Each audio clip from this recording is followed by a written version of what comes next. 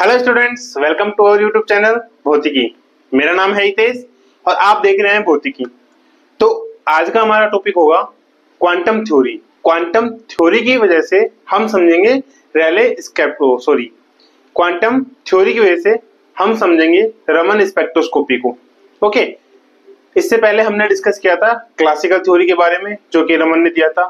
Classical theory में उसने अपना एक्सपेरिमेंट जो था पूरा का पूरा उसने एक्सप्लेन कर दिया था, बट फेल कहाँ पे हुआ कि इंटेंसिटी में, एक छोटी सी मामूली सी क्वांटिटी में। ठीक है, फिर उसके बाद आती है हमारी क्वांटम, क्योंकि 1928 तक ऑलमोस्ट आ चुकी थी क्वांटम, तो क्वांटम्स के काफी लॉज आ भी चुके थे। उन्हीं लॉज को उन्होंने यूज करा और इंटेंसिटी का रिलेशन निकाला स्पेक्ट्रल लाइंस के साथ कि इंटेंसिटी स्पेक्ट्रल लाइंस के साथ कैसे रिलेट करती है, और जो हमें स्पेक्ट्रल लाइंस मिलती है इंटेंसिटी वर्सेस वेवलेंथ के जो हम ग्राफ देखते हैं उसके अंदर आपने देखा होगा कि लाइक जो इंटेंसिटी है या तो डिक्रीज होती हुई जा रही है या फिर इंक्रीज होकर फिर डिक्रीज हो रही है। ठीक है, एज भी हमने वाइब्रेशन के अंदर देखा था कि इंक्रीज डिक्रीज हो रही है, और रोटेशन के केस के अंदर जो हमने स्पेक्ट्रल लाइंस देखी थी स्टोक लाइंस और एंटी स्टोक लाइंस, उनके केस में हमने देखा था कि कैसे वो एक बार तो इंक्रीज हो रही है देन उसके बाद डिक्रीज होती जा रही है। इन सभी बातों का जवाब दिया था रमन ने अपनी क्वांटम थ्योरी के अंदर। ठीक है, तो ज्यादा डिले ना करते हुए करते हैं आज की अपनी क्लास। तो आज का हमारा टॉपिक होगा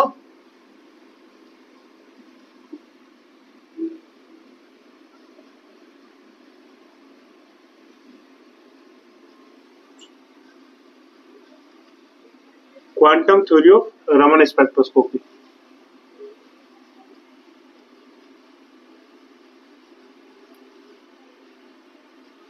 अब क्लासिकल में हमारे क्या चल रहा था, क्लासिकल में हम मान के चल रहे थे जो लाइट आ रही है उसका क्या है, एक पार्टिकल नेचर है। ठीक है, जो हम क्लासिकल के अंदर लेके चल रहे थे कि जो लाइट आ रही है पार्टिकल्स मिलके बने हुए हैं और वो लाइट किसके ऊपर, मॉलिक्यूल्स के ऊपर इंसिडेंट हो रही है या फिर उससे हिट कर रही है। ठीक है, बट इन क्वांटम क्वांटम में क्या मानते हैं कि जो लाइट होती है, लाइट पार्टिकल नेचर तो अपना शो करती है, पार्टिकल नेचर के साथ वो क्या करती है, एक वेव नेचर भी अपना क्या करती है, शो करती है। ठीक है, जो कि हमारा 1926 तक श्रोडिंगर के टाइम पे आ चुका था कि लाइक जो इलेक्ट्रॉन वगैरह उसने डिस्कवर किए थे उनका एक वेव नेचर होता है। तो जो लाइट वगैरह होती है वो ड्यूल नेचर शो करती है, जस्ट लाइक एक पार्टिकल नेचर और दूसरा वेव नेचर। ठीक है, क्वांटम में क्या आया था कि वहां पे एक वेव नेचर हमारा और आ गया था। तो इन्होंने क्या बोला,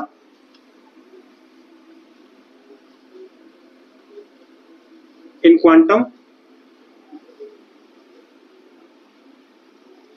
quantum principal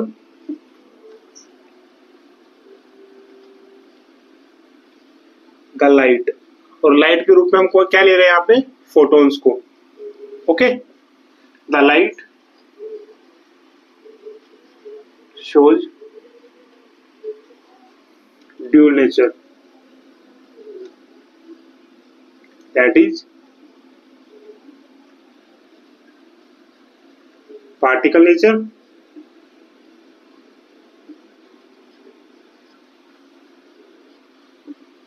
as well as wave nature।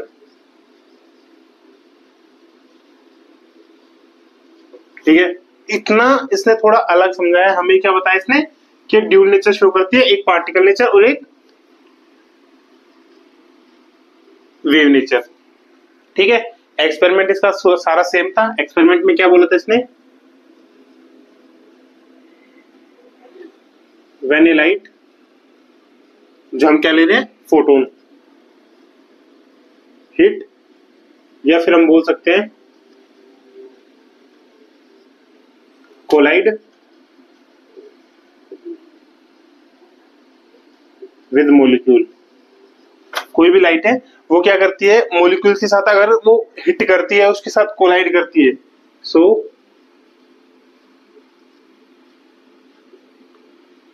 There are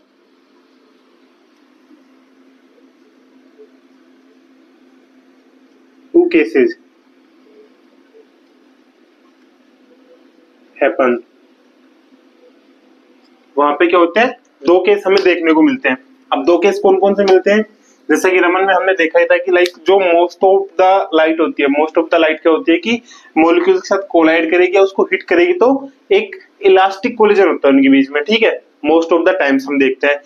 तो फर्स्ट केस तो वही हो, क्या कौन सा, इलास्टिक कोलिजन। तो फर्स्ट, ठीक है, टू केसेस है। फर्स्ट क्या हो गया, इफ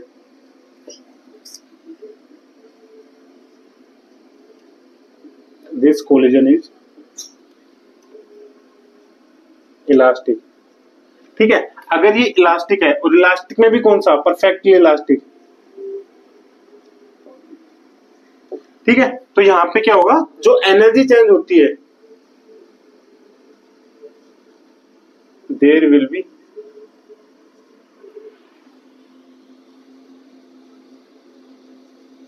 नो एनर्जी चेंज या exchange,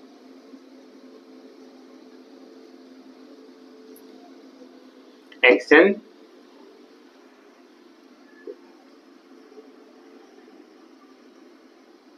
between molecule and light. और जो लाइट है वो कौन सा है, scattered light, sorry incident light, ठीक है। तो इंसिडेंट लाइट और मॉलिक्यूल के बीच में जो एनर्जी एक्सचेंज होना चाहिए वो नहीं होता है, और इसकी वजह से क्या होता है,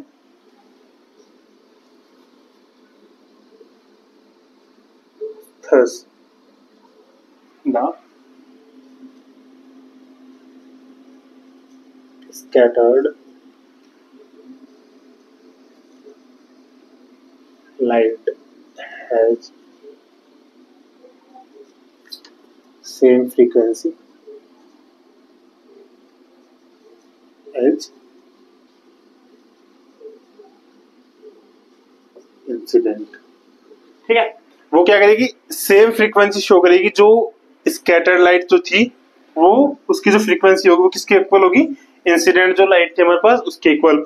और इस फेनोमेना को जो यहाँ पे हो रहा है इसको हम क्या बोलते हैं, रिले स्कैटरिंग, ठीक है।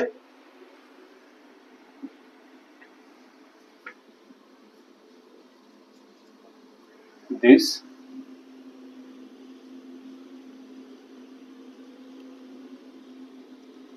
phenomena is called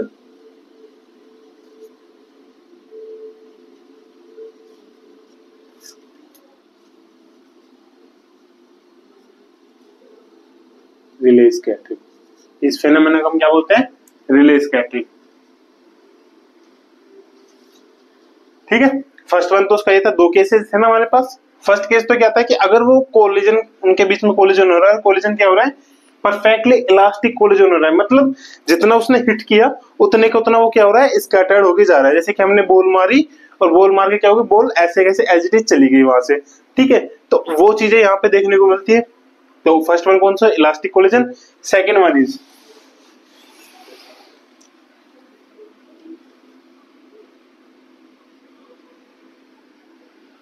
यहाँ पे करो if,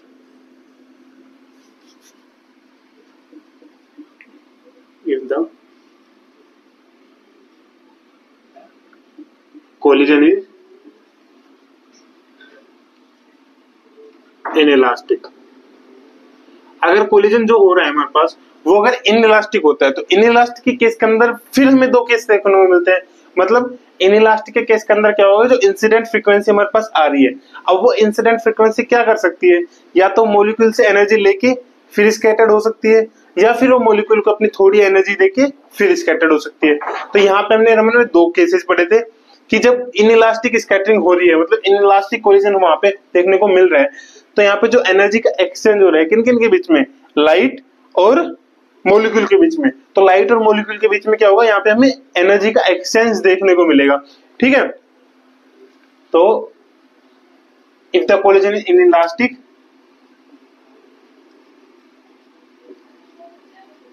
there will be energy,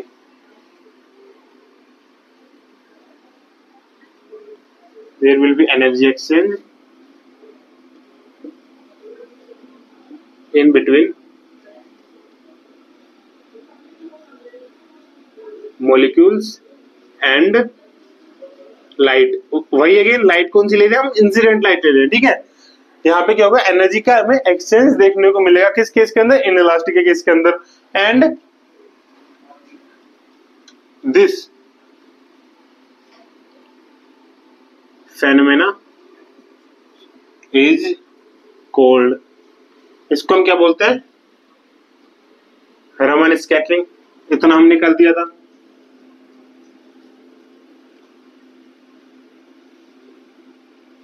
ठीक है, इस फेनोमेना को हम क्या बोलते हैं, रमन स्कैटरिंग। ओके, ये हो गया था हमारा।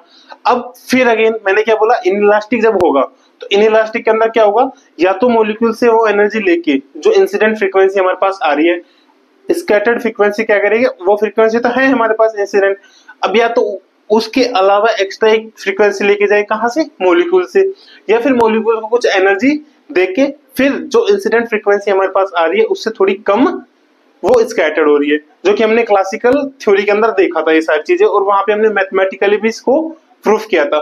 ठीक है, कि कैसे जो स्कैटर्ड फ्रीक्वेंसी हो रही है वो चेंज हो रही है। ओके, अगर आपने क्लासिकल थ्योरी अगर नहीं पढ़ी है तो इस वीडियो के डिस्क्रिप्शन में आपको उसका लिंक मिल जाएगा, वहां से आप क्लासिकल थ्योरी के बारे में भी पढ़ सकते हैं कि वहां पे उन्होंने कैसे इस चीज को मैथमेटिकली प्रूफ किया था। ठीक है, तो बैक ऑन द टॉपिक, इतना हुआ। अब अगेन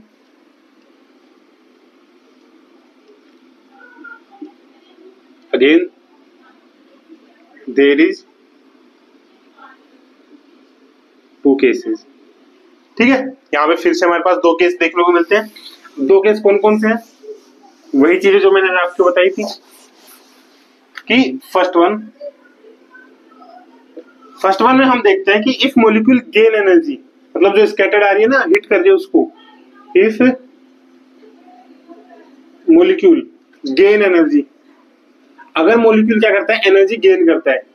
ठीक है, अगर मॉलिक्यूल की एनर्जी गेन कर रहा है, दैट मीन जो इंसिडेंट हमारे पास फ्रीक्वेंसी आ रही है उसमें से उसने थोड़ी फ्रीक्वेंसी ली, तो जो स्कैटर्ड फ्रीक्वेंसी हुई हमारी वो क्या होगी, कम हो जाएगी एज कंपेयर टू इंसिडेंट। ठीक है, तो if molecule gain energy,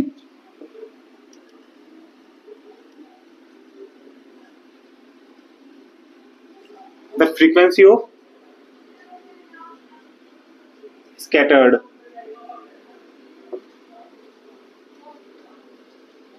photon, scattered photon will be mu naught minus में mu m। Okay, where mu naught क्या है हमारे पास, where mu naught is incident frequency, incident frequency, and हमारे पास क्या है, म्यू एम। म्यू एम क्या है हमारे पास, म्यू एम है ये, और म्यू एम हमारे पास क्योंकि mu M is the molecule frequency, molecule vibration frequency. ठीक है, म्यू एम क्या हो गया, मॉलिक्यूल वाइब्रेशन फ्रीक्वेंसी। तो जब वो गेन कर रहा है एनर्जी तो उसमें हमारे पास क्या फ्रीक्वेंसी मिल रही है, जो स्कैटर्ड फ्रीक्वेंसी, स्कैटर्ड फोटोन की जो फ्रीक्वेंसी हमें मिल रही है, क्या मिल रही है, म्यू नॉट माइनस में म्यू एम। ठीक है, और इस केस को हम क्या लेके चल रहे थे,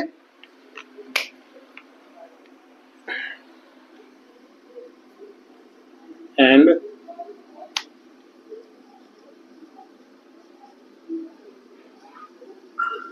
this type of lines are called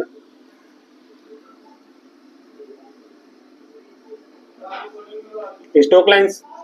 मतलब जो हमारे पास मॉलिक्यूल गेन एनर्जी कर रहा है, स्कैटर्ड के अंदर हमें जो फ्रीक्वेंसी मिल रही है, अब इस फ्रीक्वेंसी के करस्पॉन्डिंग जो हमें स्कैटरिंग मिलेगी या फिर स्पेक्ट्रम जो हमें मिलेंगे, स्पेक्ट्रल लाइंस जो हमें मिलेंगी, तो वो जो स्पेक्ट्रल लाइंस मिल रही है उन्हीं हम स्पेक्ट्रल लाइंस को क्या बोलते हैं, स्टोक लाइंस। ठीक है, तो ये हुआ फर्स्ट केस। सेकंड केस के अंदर क्या होता है, सेकंड केस के अंदर हमारा बेसिकली होता है, second one, if molecule lose energy, अगर मॉलिक्यूल एनर्जी लूज करता है, तो मॉलिक्यूल अगर एनर्जी लूज करता है तो उस केस के अंदर क्या होगा कि अगर उसने लूज करी, फोटोन आ रहा है, हिट किया उसको, मॉलिक्यूल ने अपनी एनर्जी लूज करी, तो फोटोन क्या काम करता है कि अगर उसको एनर्जी मिल रही है तो उस एनर्जी को एब्जॉर्ब करेगा एंड देन स्कैटर्ड हो जाएगा, तो उस एनर्जी को लेके स्कैटर्ड होगा। दैट मींस जो एनर्जी उसके पास है ऑलरेडी, उसके पास फ्रीक्वेंसी जो है म्यू नॉट, एंड जो मॉलिक्यूल ने उसको दी है वो क्या दी है, इसकी फ्रीक्वेंसी म्यू वी, ठीक है, इन दोनों को लेके वो स्कैटर्ड होगा। तो इफ मॉलिक्यूल लूज एनर्जी, तो यहाँ पे हमारे पास जो फ्रीक्वेंसी हो जाएगी, the frequency of scattered photon, तो स्कैटर्ड फोटोन की जो फ्रीक्वेंसी हो जाएगी वो क्या हो जाएगी इस केस के अंदर, will be mu naught plus में म्यू एम, ठीक है, मतलब एड ऑन हो जाएगी इस केस के अंदर।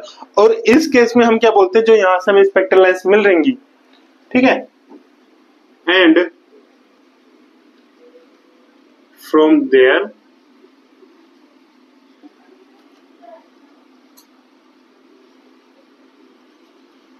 The coming lights,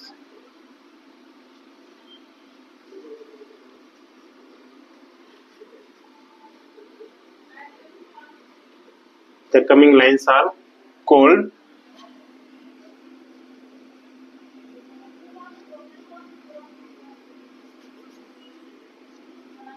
anti-stock lines. जो हमें यहाँ पे लाइंस आएंगी वो क्या बोलेंगे उन लाइंस को, एंटी-स्टोक लाइंस। तो तीन चीजें हमने पढ़ी यहाँ पे, दो चीजें, फर्स्ट ऑफ ऑल हमने जब मॉलिक्यूल हिट कर रहा है तो वहां पे दो केसेस देखे, एक क्या हो रहा है, इलास्टिक इसका कोलिजन हो रहा है, दूसरा इनइलास्टिक कोलिजन हो रहा है। इलास्टिक कोलिजन के अंदर हमने देखा कि वहां पे क्या हो रहा है कि एनर्जी बिल्कुल चेंज नहीं हो रही है, उसको हमने नाम दिया Raleigh scattering.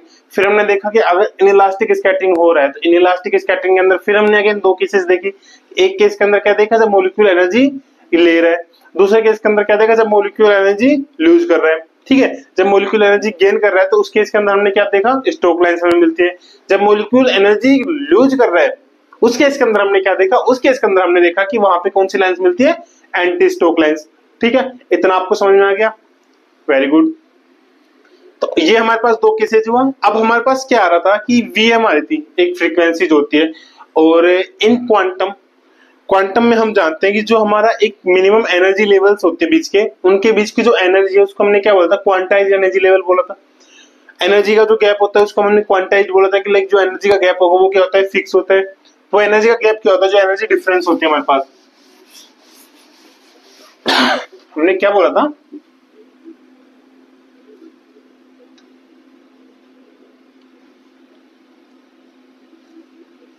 Energy difference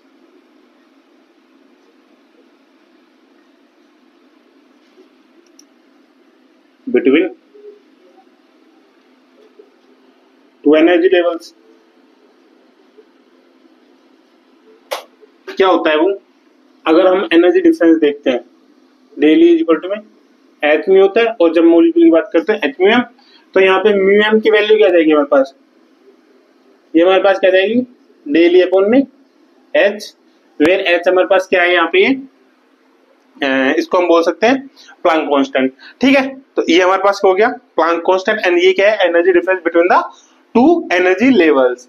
okay, इतना आ गया। अब इसके बाद हम ये देखते हैं कि लाइक जो ये ट्रांजिशंस हो रहे हैं, हमने बोल तो दिया कि लाइक ये ट्रांजिशंस ऐसे हो रहे हैं, ऐसे हो रहे हैं। अब ये ट्रांजिशन एक्चुअली में कैसे का वर्क कर रहे हैं, कि लाइक फोटोन आ रहा है, वो एनर्जी किस तरीके से एब्जॉर्ब कर रहा है, किस तरीके से वो लूज कर रहा है, या फिर वो एनर्जी वो रेडिएट कर रहा है, ठीक है। तो ये सारी चीजें हम देखते हैं। तो ये इतना हो गया ये, ठीक है। अब इसके अंदर आगे क्या है कि द डिफरेंस प्रोसेस जो होगा कि किस तरीके से आ रहा है, किस तरीके से जा रहा है, वो देखते हैं। डायग्राम के थ्रू इसको समझते हैं। भी सारे जो हमने तीन केसेस देखे हैं, ठीक है।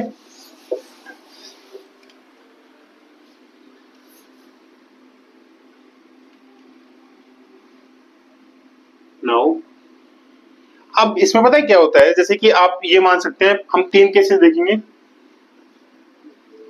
फर्स्ट हम देखेंगे रिले,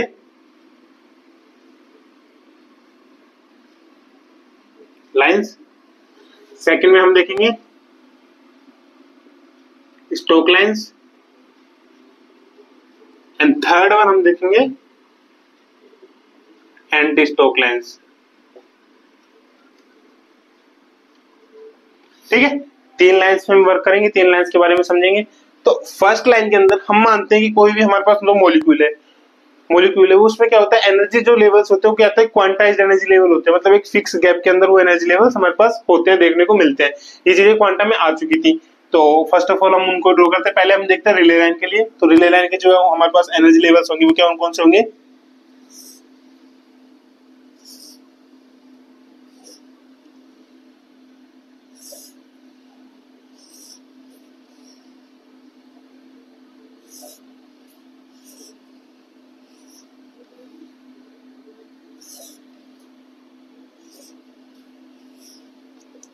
मानते 4 लेवल से, ठीक है। और इनको हम नाम देते हैं जो वी के देते हैं, हम दे रहे थे 1 0 1 2 3, ठीक है। ये वो अब मान लो कि कोई पार्टिकल यहाँ पे है, ठीक है, और हम कोई भी एनर्जी एक्साइटेड एनर्जी स्टेट लेते हैं यहाँ पे।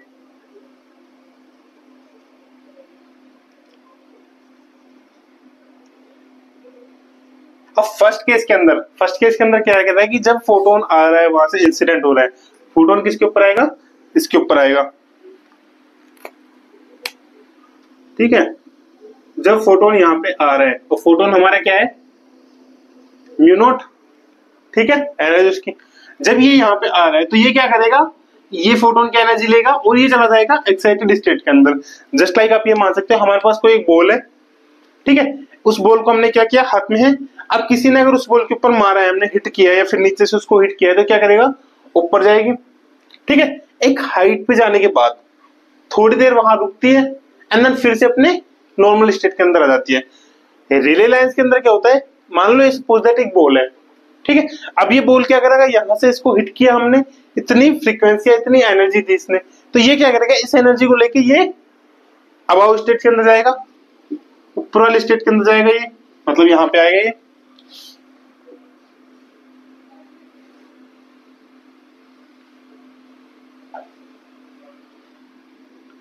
ठीक है। और इस स्टेट के अंदर थोड़ी देर रुकेगा। कितना टाइम रुकता है, लगभग ये रुकता है 10⁻⁸ से 10⁻⁹ सेकंड तक यहाँ रुकेगा। फिर यहाँ रुक के अपना क्या करेगा, ये फिर से अपने नॉर्मल स्टेट के अंदर आ जाएगा, यहाँ पे जहां से गया था वहीं पे आ गया। और जो फोटोन एनर्जी हमने यहां से ली थी, ठीक है, वो एज इट इज इसको क्या कर देगा कि तू अब निकल, एज इट इज इसको बाहर निकाल के अपने नॉर्मल स्टेट के अंदर ये आ गया। तो रिले के अंदर क्या हुआ, इतनी एनर्जी इसने ली, इतनी एनर्जी एज इट इज इसने निकाल दी, कोई फर्क नहीं हुआ। ये था किसका, रिले लाइंस का। फिर हम देखते हैं कि स्टोक लाइंस के अंदर ऐसा क्या होता है। तो स्टोक लाइंस के अंदर बेसिकली होता है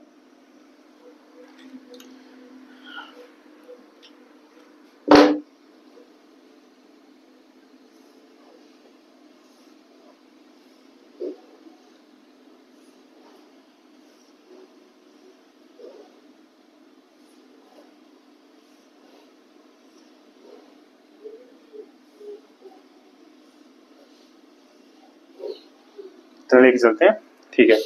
सेम वही म्यू की वैल्यू यहाँ पे भी 0 1 2 3, ठीक है।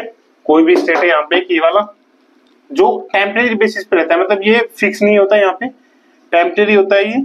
और इस स्टेट को हम बोलते हैं वर्चुअल स्टेट, ठीक है। ये स्टेट हुआ। अब वही अगेन सेम केस, यहाँ पे कोई हमारे पास है मॉलिक्यूल और ये हम बात करते हैं नॉर्मल टेम्परेचर के अंदर, ठीक है। अब यहाँ पे क्या करेगा, वही सेम चीज, कोई फोटोन एनर्जी आएगी हमारे पास, फोटोन लाइट आएगी एच म्यू की, इसको हिट किया, हिट करने के बाद क्या किया, ये अबाव स्टेट के अंदर गया, ऊपर वाली स्टेट्स के अंदर यहाँ पे आ गया ये।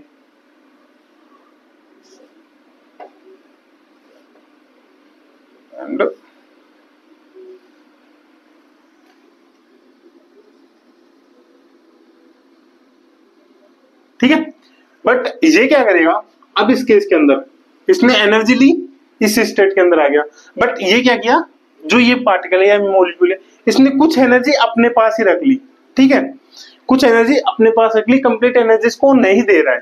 तो अगर कुछ एनर्जी अपने पास रखता है तो उस केस के अंदर क्या हो रहा है कि जब ये डीएक्साइट होकर नीचे आता है तो उस केस के अंदर क्या कर रहा है कि इसने अब अपनी नॉर्मल स्टेट के अंदर नहीं आ सकता। व्हाई, बिकॉज ऑफ इसने जितनी एनर्जी यहां से ली थी उतनी एनर्जी जब इसने चुका ही नहीं पाया है, बाहर निकाल ही नहीं रहा, तो मतलब बीच में ही कहीं पे अटक जाएगा ये, राइट। और बीच में कहाँ अटका, जितनी एनर्जी इसने एक्स्ट्रा में अपनी गेन की, गेन कितने की, जो दो एनर्जी लेवल के बीच में जो डिफरेंस होता है फ्रीक्वेंसी का कितना होता है म्यू एम, उतनी एनर्जी इसने क्या ली, अपने से रख ली अपने पास, और फिर बाद में अपने डी एक्साइटेड स्टेट के अंदर आ गया।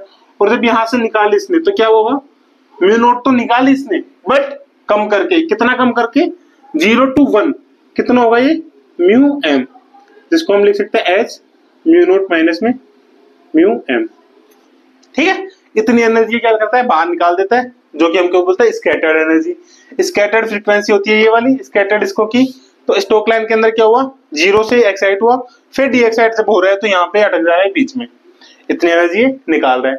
सेम केस जब हम बात करते हैं एंटी स्टोक लाइन्स की, और इनको क्या बोल रहे हैं हम, वर्चुअल स्टेट।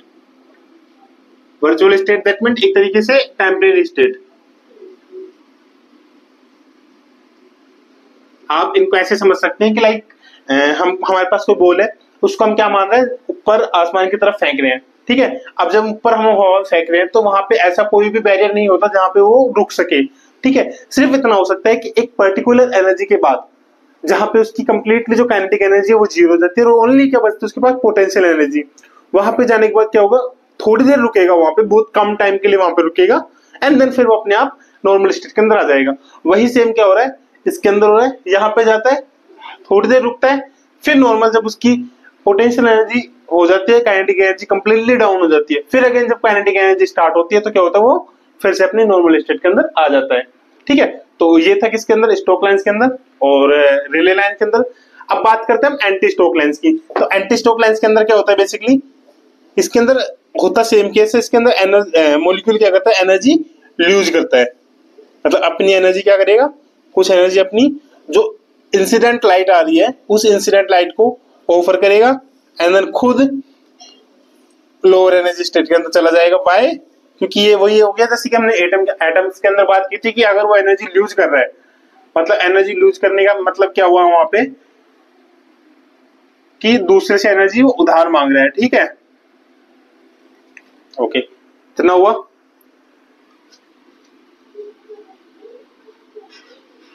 ये क्या होती है, वर्चुअल स्टेट, और यहाँ पे वही हो गया म्यू इक्वल टू 0 1 2 3। ठीक है, अब की बात क्या करते हैं, जो एंटी स्टोक लेंस होती है इसके अंदर बेसिकली क्या होता है कि थोड़ा पहले से इसके पास लूज करता है ना एनर्जी, तो इसमें क्या होता है, जो एटम होता है वो नॉर्मली केस के अंदर क्या हम मान रहे हैं, यहाँ पे होता है v इक्वल टू फर्स्ट पे मान रहे हैं।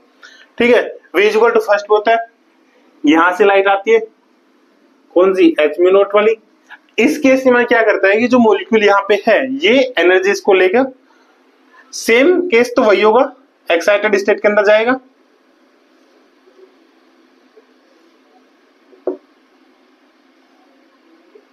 एक्साइटेड स्टेट के अंदर आया।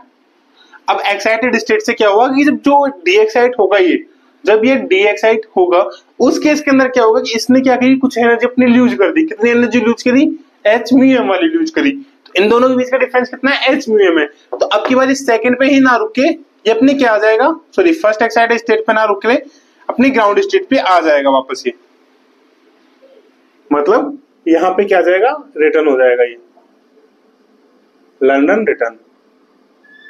ठीक है, अब जब यहाँ पे आया तो ये वाला जो डिफरेंस है ये एक्स्ट्रा एनर्जी रिलीज करेगा, ये जो इन दोनों के बीच का जो डिफरेंस आ रहा है ये वाला, ये एनर्जी क्या करेगा, रिलीज करेगा। ये तो इतनी एनर्जी तो रिलीज कर रहा था ये, प्लस में और क्या करेगा, एच म्यू एम एनर्जी और रिलीज करेगा। तो एच म्यू एम प्लस में म्यू नोट, ये एनर्जी इसने क्या करी, स्कैटर्ड करी।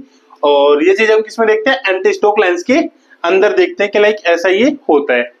ठीक है, तो ये चीजें थी हमारे पास रिले लाइन्स के लिए, स्टोक लाइन्स के लिए और एंटी स्टोक लाइन्स के लिए, कि इनके अंदर जो एनर्जी का ट्रांसफर हो रहा है ये एनर्जी ट्रांसफर हमारा किस तरीके से हो रहा है। ठीक है, अब अगला हम पढ़ेंगे कि हमारा मेन पॉइंट क्या था, यहाँ पे इंटेंसिटी दिखाने का था कि लाइक इंटेंसिटी क्या है। ये चीज तो हमने नॉर्मली थ्योरेटिकल वे में पढ़ ली थी कि थ्योरेटिकल वे में क्या था, बस यहाँ पे हमने इसको प्रैक्टिकली देखा कि प्रैक्टिकली एक्चुअली में ये हो कैसे रहा है। ठीक है, राइट। अब हम देखेंगे कि जो इंटेंसिटी है, इंटेंसिटी कैसे डिपेंड कर रही है फ्रीक्वेंसी के ऊपर, कि लाइक जो स्पेक्ट्रल लाइन्स हमें मिलती है उसमें कई स्पेक्ट्रल लाइन्स हमें ब्राइट मिलती हैं, कई हमें मीडियम मिलती है, कई हमें लो मिलती है। ठीक है, तो वो किस तरीके से मिल रही है, वो सारे किसके ऊपर डिपेंड करती है, इंटेंसिटी पे। तो इंटेंसिटी कैसे डिपेंड कर रही है इसके ऊपर, इस चीज का देखते हैं। ये आपका कॉपी हो गया होगा आई थिंक अभी तक। ओके,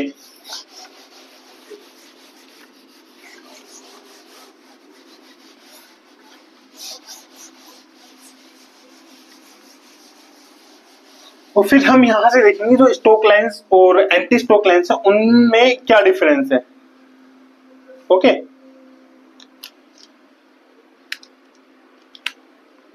तो मैथमेटिकली एक्सप्रेशन देते हैं हम इसका इंटेंसिटी के लिए।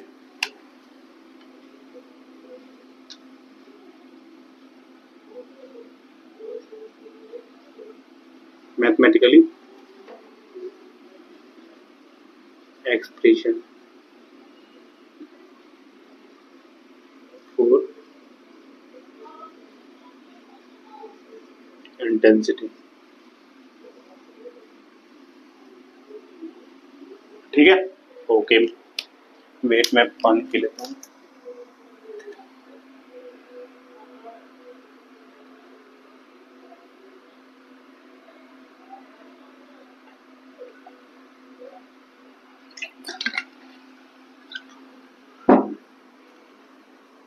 मैथमेटिकल वे में हम यहाँ पे बात करेंगे हम बोल्ट्जमान डिस्ट्रीब्यूशन की वजह से। ठीक है, तो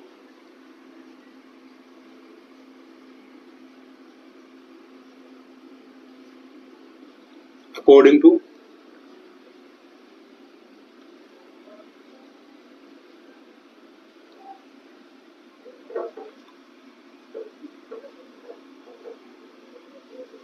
टू बोल्ट्जमान डिस्ट्रीब्यूशन, और बोल्ट्जमान डिस्ट्रीब्यूशन हमें क्या बोलता है कि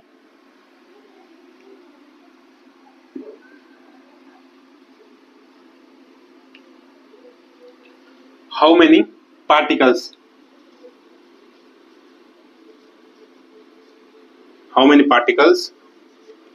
आर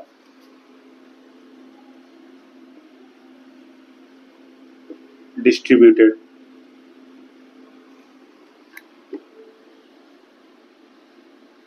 among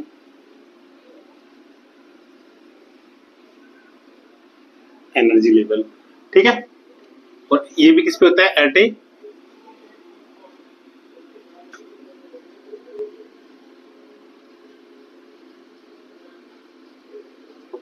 गिवन टेम्परेचर।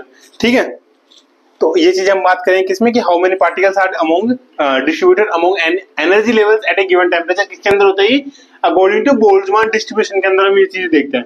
ठीक है, तो अब यहाँ पे देखते हैं कि लाओ कोई भी स्टेट मान के चलते हैं, नाउ द, और जो पार्टिकल्स है, मैनी पार्टिकल्स, उसको हम देखते हैं as a population of particles in population of molecules in any energy levels. ठीक है, तो द population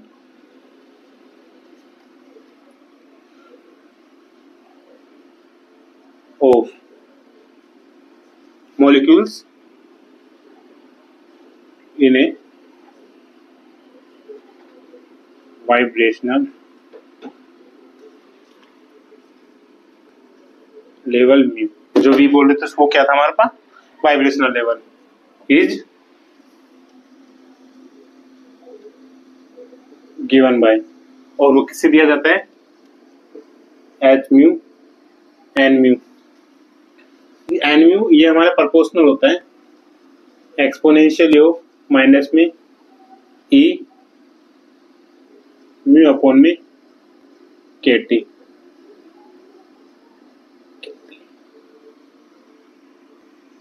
ठीक है, जहां पे ई म्यू क्या होता है, एनर्जी लेवल होता है, के क्या होता है, बोल्ट्जमान कांस्टेंट होता है, एंड टी क्या होता है यहाँ पे टेम्परेचर। ठीक है, के क्या होता है हमारे पास, टी को जब जानते हैं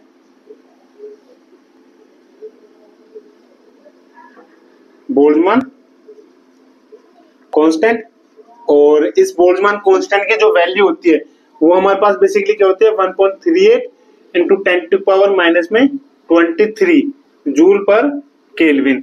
ओके, ये इसकी क्या होती है, वैल्यू होती है बोल्ट्जमान कांस्टेंट की। इतना हमारे पास होता है ये नंबर ऑफ पॉपुलेशन, हमने देखा कि ये चीजें होती है, ठीक है। अब इसने क्या बताया कि जो स्टोक लेंस होते हैं, स्टोक लेंस में क्या होगा, अभी जो हमने डायग्राम बनाया है उस डायग्राम में आप ये मानो कि हम कहीं पे कोई बॉल मार रहे हैं, ठीक है, या फिर आप ये मान सकते हो कोई कलर है हमारे पास, एक थाली में कलर है, एक हमने थाली ली उसके अंदर कलर डाला। अब उस कलर के अंदर हम क्या कर रहे हैं, कोई हमने बॉल लिया या कुछ भी ली, अगर हम उस थाली के अंदर उसको मारेंगे, ठीक है, तो क्या होगा कि जो कलर है वो उड़ेगा, और वो उड़ता हुआ कलर क्या दिखेगा, हमें इजीली दिखेगा, मतलब ज्यादा ब्राइट दिखेगा। सेकंड केस लेते हैं, वही हम क्या लेते हैं, वही थाली है, सेम थाली, उसमें कलर क्या लेते हैं, हम कम लेते हैं अब की बार, ठीक है। अगर हम कलर कम लेते हैं और फिर अगर हम उसके ऊपर बॉल मारेंगे तो जो कलर उड़ेगा, जो हमें कलर दिखेगा, वो क्या होगा, उसकी इंटेंसिटी क्या होगी, कम होगी, ठीक है, एज कम्पेयर टू भरी हुई जो थाली है। मतलब अब इसका रिलेशन यहां से क्या है कि आप ये मान लो एन क्या है, एक तरीके से अमाउंट मान सकते हो या नंबर ऑफ मॉलिक्यूल्स, ठीक है। तो अगर ये ज्यादा है वहां पे, जैसे कि रंग का देखा हमने, अगर वो ज्यादा है कलर्स वहां पे और उसमें अगर बॉल मार रहे हैं तो वो क्या हो रहा है, हमें इजीली डिटेक्ट हो रहा है वो उड़ता हुआ कलर, ठीक है। वही केसेस में अगर हम कम कलर वहां पे है हमारे पास, तो हमें क्या दिख रहा है, वो कम दिखेगा उड़ता हुआ, है वाले ही वहां पे, लाइट भी वहां पे जा रही है, मतलब बॉल भी वहां पे जा रही है, बट दिख कम रहा है हमें वहां पे।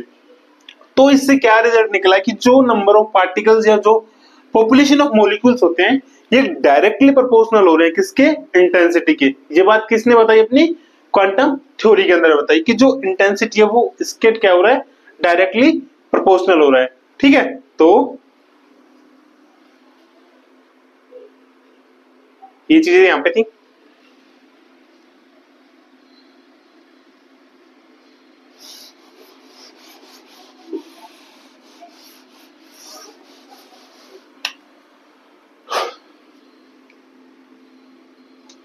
And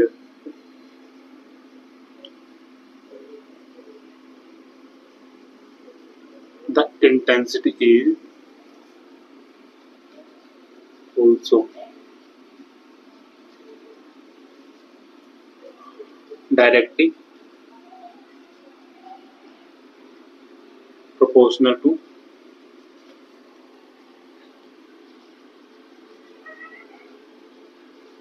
population of molecule. मतलब जो पॉपुलेशन मॉलिक्यूल्स की जो पॉपुलेशन है उसके क्या हो रहा है, ये डायरेक्टली प्रोपोर्शनल हो रहा है। दैट इज जो इंटेंसिटी आई हमारे यहाँ पास आ रही है अब की बार, वो किसके प्रोपोर्शनल हो रही है, एन म्यू के।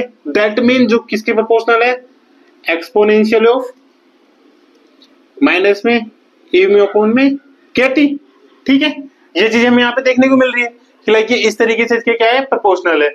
और हम इसको बोल सकते हैं कि like directly I is proportional to exponential of minus में a mu upon K T, ठीक है।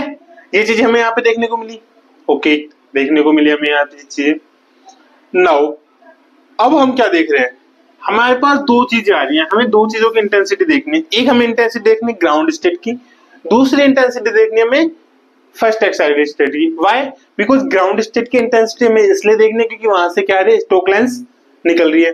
मतलब स्टोक लेंस का जो स्टार्टिंग ओरिजिन है वो कहाँ पे, ग्राउंड स्टेट से स्टार्ट हो रहा है, एंड जो एंटी स्टोक लाइन है वो कहाँ से हो रही है, फर्स्ट एक्साइटेड स्टेट से हो रही है।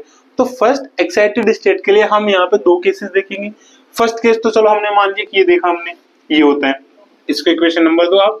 सेकंड, थर्ड वन, अब हमने एक और देखा है, हमने एक चीज अगर आपको याद हो, एक हमने देखा था दो लॉज की मैं बात करूंगा यहाँ पे आपके पास, अभी समझना आप इसको, कि क्वांटम के अंदर हम देखते हैं कि एक तो होता है विंड डिस्प्लेसमेंट लॉ, वो क्या हमें बोलता है, lambda M T is equal to B, जहां पे बी क्या होता है, wind displacement constant.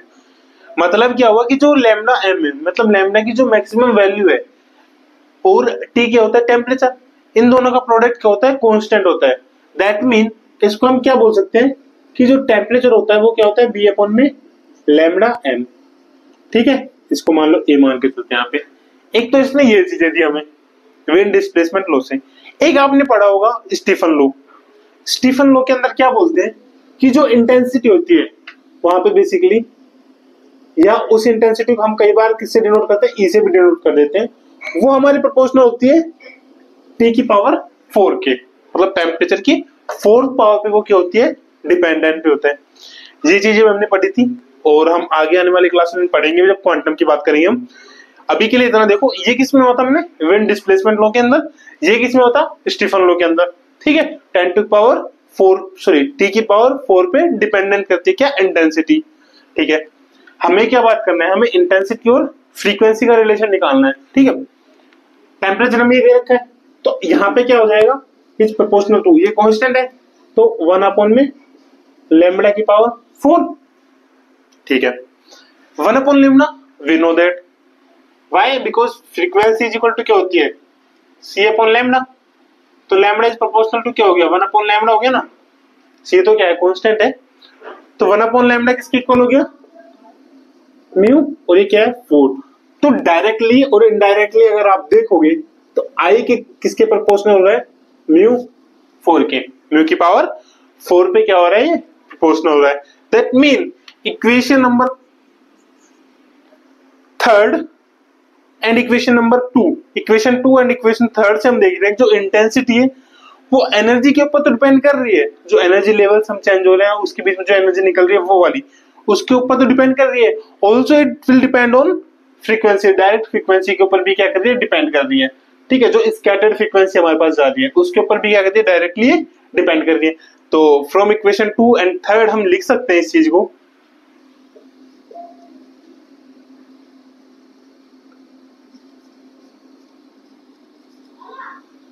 Equation 2 and equation 3 से हम लिख सकते हैं जो आई हमारे पास होगा इंटेंसिटी वो प्रोपोर्शनल होगा म्यू 4 एक्सपोनेंशियल ऑफ माइनस में ई म्यू अपॉन के टी। ठीक है, इस चीज की क्या होगा, प्रोपोर्शनल हो गया। ये क्या रिलेशन बताया था उसने, इंटेंसिटी का रिलेशन बताया था, और इसको हम देते हैं इक्वेशन नंबर 4। ठीक है, अब इंटेंसिटी का रिलेशन आ गया, जहां पे क्लासिकल फेल हुआ था वो इसने एक्सप्लेन कर दिया कि इंटेंसिटी कैसे डिपेंड कर रही है फ्रीक्वेंसी के ऊपर। ठीक है, अब हम देखते हैं कि जो स्टोक लेंस और एंटी स्टोक लेंस हमें मिल रही है उनके बीच में रिलेशन क्या है, बेसिकली कि किसकी इंटेंसिटी ज्यादा होगी। ठीक है, इतना हो गया आपका ये, ओके।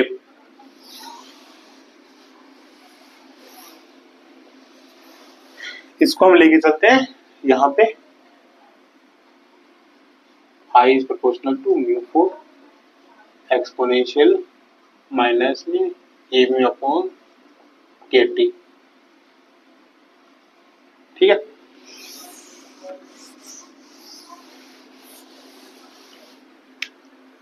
अब देखते हैं दो केस लेते हैं कि लाइक मान लो कि एक तो इनिशियल केस, स्टार्टिंग केस। ठीक है, तो पहले लेते हैं ग्राउंड स्टेट, ग्राउंड स्टेट, और इस केस के अंदर ग्राउंड स्टेट क्या था, म्यू इक्वल टू 0, और ग्राउंड स्टेट के अंदर जो एनर्जी हमारे पास होगी,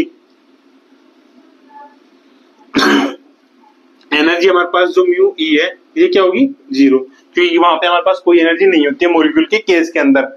एटम्स के केस के अंदर हम जाते हैं तो वहां पे ग्राउंड स्टेट की एनर्जी हमारे पास क्या होती है, -13.6, but in case of molecules हमारे पास जो ग्राउंड स्टेट एनर्जी होती है वो क्या होती है 0।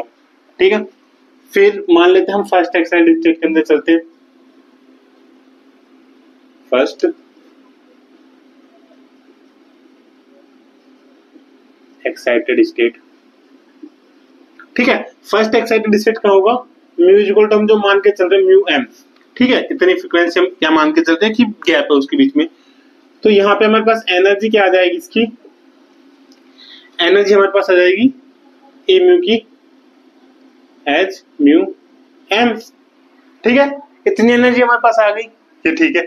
अब हम क्या करते हैं, जो हमारा मॉलिक्यूल पॉपुलेशन ऑफ मॉलिक्यूल वाला जो फॉर्मूला था, N proportional to exponential of minus में ए म्यू अपॉन में k T, from that formula हम निकालते हैं इन दोनों के लिए। तो यहाँ पे नंबर ऑफ मॉलिक्यूल्स तो हमारे पास क्या मान लेंगे हम इसको एन नोट, और यहाँ पे क्या मान लेंगे हम, यहाँ पे नंबर ऑफ मॉलिक्यूल्स n1 मान लो, फर्स्ट एक्साइटेड स्टेट, ये ग्राउंड लेवल। ठीक है, तो n नोट है तो क्या हो जाएगी, सो पॉपुलेशन ऑफ मॉलिक्यूल। तो population of molecule ground state के अंदर तो क्या हो जाएगी, प्रोपोर्शनल टू। यहां पे देखते हैं, अगर यहाँ पे mu की वैल्यू 0 सब्स्टिट्यूट करते हैं तो एक्सपोनेंशियल ऑफ 0 क्या होती है, यहाँ पे एक्सपोनेंशियल ऑफ 0 क्या होती है 1, तो ये तो क्या हो जाएगा प्रोपोर्शनल टू 1, एंड n1 जो होगा वो प्रोपोर्शनल किसके हो जाएगा, अगर यहाँ पे mu की वैल्यू सब्स्टिट्यूट करते हैं h mu, तो यहाँ पे क्या हो जाएगा एक्सपोनेंशियल ऑफ माइनस में h mu m अपॉन में kt। ठीक है, एन नोट की वैल्यू आ गई, n1 की वैल्यू आ गई, इनका देखते हैं रेशियो क्या हो जाएगा। सो दियर रेशियो एन नोट अपॉन में n1 इज इक्वल टू हो जाएगा, जो भी इन दोनों का कांस्टेंट होगा प्रोपोर्शनल कांस्टेंट वो कैंसिल आउट हो जाएगा, 1 divided by this one minus में h mu m upon kt। सो यहां से हमारे पास क्या आ जाएगा, n नोट अपॉन में n1 इज इक्वल टू में exponential of h mu m upon में kt। Equation number 3rd 4th 5th, ठीक है, इक्वेशन नंबर 5th ये हमारे पास आ गई, इन दोनों का रेशियो आ गया कि ये कहाँ है ग्राउंड स्टेट में, and then this one is from first excited state के अंदर नंबर ऑफ मॉलिक्यूल्स की क्या है, ये पॉपुलेशन है, ये क्या है मॉलिक्यूल्स पॉपुलेशन है ग्राउंड स्टेट के अंदर। अब आप देखना कि जो स्टोक लेंस इतना हो गया ना, अब जो स्टोक लेंस और एंटी स्टोक लेंस है वह कहां से स्टार्ट हो रही है, स्टोक लेंस हमारी देखी जा रही है जब ग्राउंड स्टेट में मॉलिक्यूल है और वो एनर्जी क्या कर रहा है गेन कर रहे हैं, एंटी स्टोक लाइन देखी जा रही है जब वो फर्स्ट एक्साइटेड स्टेट के अंदर है और एनर्जी लूज कर रहे हैं। ठीक है, तो वहां से मतलब क्या होगी, जो स्टोक लाइन्स हमें देखने को मिल जाएंगी, जो उनकी इंटेंसिटी हमें देखने को मिलेगी स्टोक लाइन्स के केस के अंदर, तो इंटेंसिटी कैसे मिलेगी, मैंने क्या बोला था, एक थाली के अंदर हम कलर्स ले रहे हैं, अगर उसके ऊपर हम मार रहे हैं कलर्स, तो जिस स्टेट के अंदर है उसी स्टेट से हमें इंटेंसिटी देखने को मिलेगी, उसी स्टेट से तो हमें वो कलर्स देखने को मिले। तो यहाँ पे भी क्या होगा, जिस स्टेट से स्टार्ट हो रही है स्पेक्ट्रल लाइंस उसी स्टेट के अंदर हमें देखने को मिलेंगी। तो स्टोक के अंदर कहां से स्टार्ट हो रही है, ग्राउंड स्टेट से, दैट मीन जो स्टोक लाइंस के लिए जो इंटेंसिटी होगी वो किसके प्रोपोर्शनल होगी, एन नोट के। Same as for anti Stokes lines, anti Stokes lines हमें कहां से देखने को मिल रही है, फर्स्ट से, तो जो इंटेंसिटी हमें देखने को मिलेगी वो भी हमें कहां से मिलेगी, फर्स्ट एनर्जी स्टेट से। ठीक है, दैट मीन n1 से, तो इसका क्या मतलब हो गया, now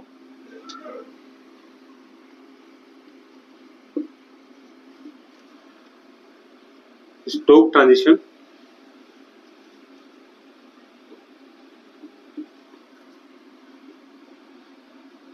from mu is equal to 0 to higher,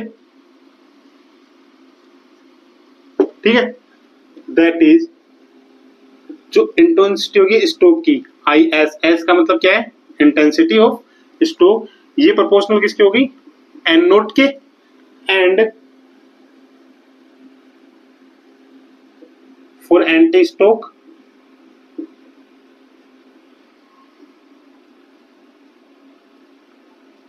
transitions from mu is equal to 1 to higher। ठीक है, मतलब इसका क्या होगा, जो इंटेंसिटी इसकी होगी और इसकी इंटेंसिटी क्या बोलेंगे, AS, एंटी स्टोक, ये किसके प्रोपोर्शनल हो जाएगी, 1 के। ठीक है, हमें क्या देखना है, एंटी स्टोक और स्टोक के अंदर देखना है कि इसके अंदर डिफरेंस क्या होता है। ठीक है, तो इक्वेशन नंबर 5 एंड इन दोनों को यूज करते हैं। ठीक है, एंड इसको हम करते हैं यहाँ पे नोट डाउन,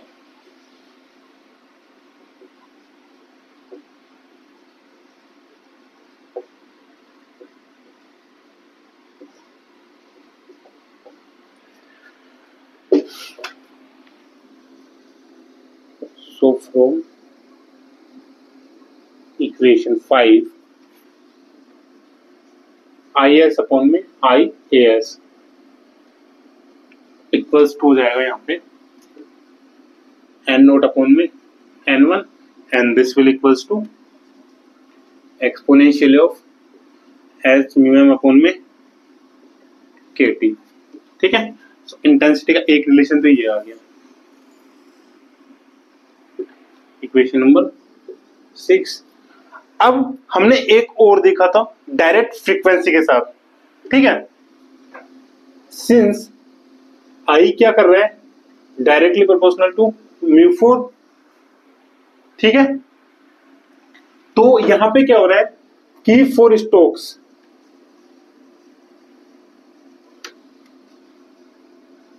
स्टोक लेंथ के केस के अंदर क्या होगा, जो इंटेंसिटी हमारे पास होगी स्टोक लेंथ के केस के अंदर इंटेंसिटी क्या आ रही थी हमारे पास, तो फ्रीक्वेंसी हमारे पास वो क्या आ रही थी, म्यू नॉट माइनस में म्यू एम की पावर 4 एंड 4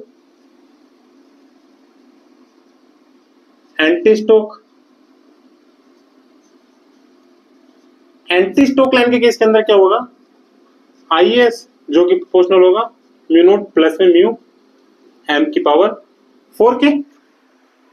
अगेन इक्वेशन 6 को अपडेट करते हैं। इक्वेशन 6 को जब अपडेट करेंगे तो हमारे पास क्या मिलेगा,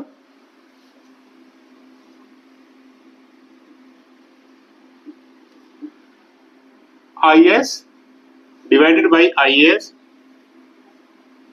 इज इक्वल टू में यहां से mu naught minus mu M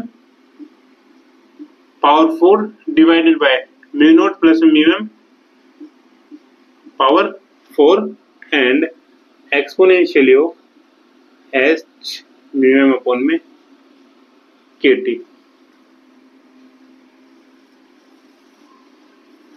ये हमारा है फाइनल रिलेशन इक्वेशन नंबर 7। अब आप एक चीज नोट डाउन करना है यहाँ पे कि जो स्टोक लेंथ की जो फ्रीक्वेंसी पे डिपेंडेंसी है, मतलब वही होगा ना कि लाइक फ्रीक्वेंसी अगर ज्यादा होगी तो हमें इंटेंसिटी ज्यादा मिलेगी, फ्रीक्वेंसी अगर कम होगी तो इंटेंसिटी हमें कम मिलेगी। ठीक है, तो ये चीजें हम देखते हैं। ये हमारा क्या आता है, रिलेशन आता है।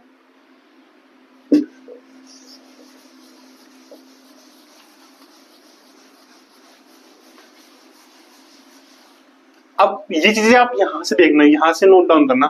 यहाँ पे हमने क्या बोला था, एन नोट और एन वन। एन नोट क्या था, स्टोक लेंथ के लिए, और एन वन क्या था, एंटी स्टोक लेंथ के लिए।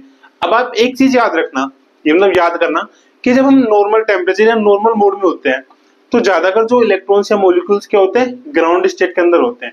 अगर उनको हम एक्साइट करते हैं तो ही वो क्या होता है, एक्साइटेड स्टेट के अंदर होते हैं, अदरवाइज वो क्या होते हैं, ग्राउंड स्टेट के अंदर होते हैं।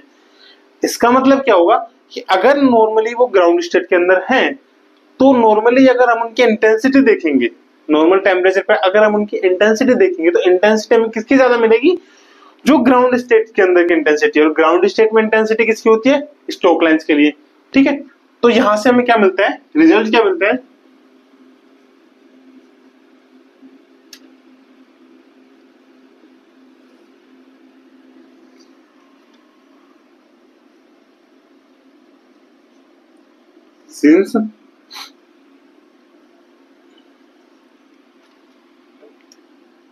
since the most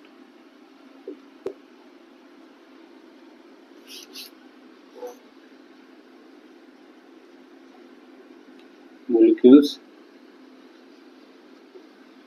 are in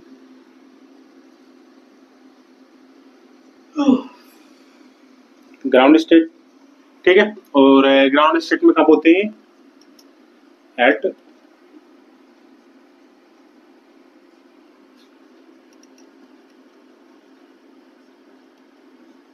normal temperature पे। ठीक है, since the most of the molecules are in ground state at normal temperature, so the Stokes length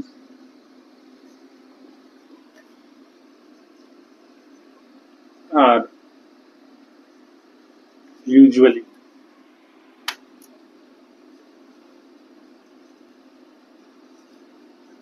stronger in intensity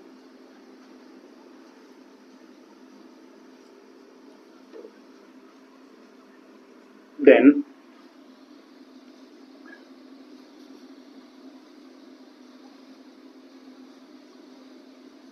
anti-Stokes lengths। ठीक है, the molecules क्या होता है, normal temperature के अंदर क्या होते हैं, ग्राउंड स्टेट के अंदर। तो इस वजह से जो इंटेंसिटी होगी वो किसकी ज्यादा होगी, स्टोक लाइंस की ज्यादा होगी as compare to anti Stokes lines.